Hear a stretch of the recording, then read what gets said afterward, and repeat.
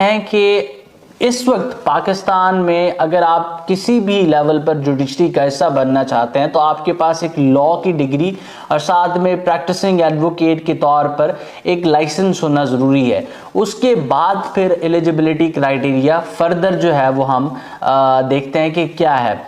सबसे पहले तो एक कैंडिडेट जिसके पास लॉ की डिग्री है। अब लॉ की डिग्री हासिल कैसे की जाती है, थोड़ा सा इसको एक रिकैप की सूरत में देख लेते हैं। आप तमाम लोग अगर अपना इंटर क्लियर कर चुके हैं, इंटर से मुराद कोई भी group FA, FSC, ICS, ICOM कुछ भी क्लियर करने के बाद आप एक एंट्रेंस एग्जाम देते हैं जिसको लॉ एडमिशन टेस्ट कहा जाता है। उसको क्लियर करने के बाद आपका एडमिशन हो जाता है किसी भी लॉ यूनिवर्सिटी या लॉ कॉलेज में। पाकिस्तान में इस वक्त जो लॉ है वो 5 साल का है। 3 साल लॉ कहीं से भी नहीं हो रहा जो पाकिस्तानी था। एक्सटर्नल डिग्री प्रोग्राम ज़रूर हैं जो कि 3 साल में आपको डिग्री ऑफर करते हैं, लेकिन वो एक कम्प्लीटली डिफरेंट डोमेन है। तो अगर आप पाकिस्तानी लॉ पढ़ना चाहते हैं तो आपको 5 साल की एक प्रोफेशनल डिग्री कंप्लीट करनी पड़ेगी। उस डिग्री को कंप्लीट करने के बाद आपकी कंसर्न प्रोविंशियल बार काउंसिल आपको एक लाइसेंस इशू करेगी और आप इनरोल हो जाएंगे एज एन एडवोकेट। अब यहाँ से सारा प्रोसेस शुरू होता है, क्योंकि वो लोग जिन्होंने जो है वो MBBS किया हुआ है, इंजीनियरिंग की हुई है या कोई भी और किस्म का BS किया हुआ है, वो तो एलिजिबल ही नहीं है ना।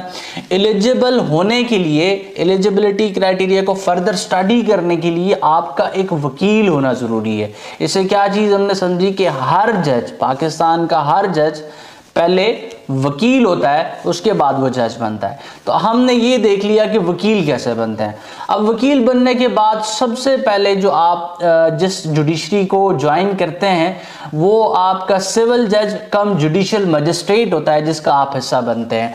अब आपने एज एन एडवोकेट इनरोलमेंट लेने के बाद लाइसेंस जो अब आपको प्रोविंशियल बार काउंसिल ने इशू किया है, वो इशू होने के 2 साल के बाद आप एलिजिबल हो जाते हैं कि आप सिविल जज कम जुडिशियल मजिस्ट्रेट के एग्ज़ाम्स में अपेयर हों। 12 पेपर्स पर ये एग्ज़ाम मुश्तमिल होता है और उसके बाद जो है वो इस एग्ज़ाम को आप क्लियर करते हैं। अगर आपका एग्रीगेट 50% बनता है तो आप इंटरव्यू पैनल के सामने जाते हैं और उसके बाद आपकी जो फाइनल रिक्रूटमेंट है वो होती है। एक और चीज़ आप जहन में रखें कि इस वक्त जो कंपटीशन है वो बहुत ही कम है। बहुत कम इस तरह से है कि कैंडिडेट्स इस एग्ज़ाम को क्लियर ही नहीं कर पाते। क्लियर ना करने की बहुत सी वजूहात हैं। वो इस एग्ज़ाम का थोड़ा सा टफ होना भी है, वो लोगों का जो है वो कम कानून को जानना भी है, कम मेहनती होना भी है, बहुत सारे फैक्टर्स हैं।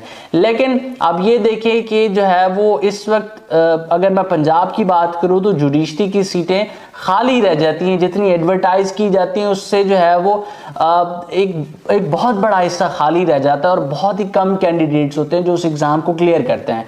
अब हमने देख लिया कि आप वकील बनते हैं, वकील बनने के बाद 2 साल की आपने प्रैक्टिस की और आप सिविल जुडिशरी का यानी कि सिविल जज कम जुडिशियल मजिस्ट्रेट का हिस्सा बन सकते हैं। लेकिन एक कैंडिडेट चाहता है कि मैं इससे भी आगे बढ़ूं और इससे जो है वो ज़्यादा पावर्स रखने वाली, ज़्यादा अथॉरिटी रखने वाली जो है वो जुडिशरी का हिस्सा बनूं, तो फिर आप एज एन एडवोकेट 10 साल की प्रैक्टिस करते हैं। सबसे पहले कोर्ट ऑफ लॉ में अपेयर होते हैं। उसके बाद जब आपकी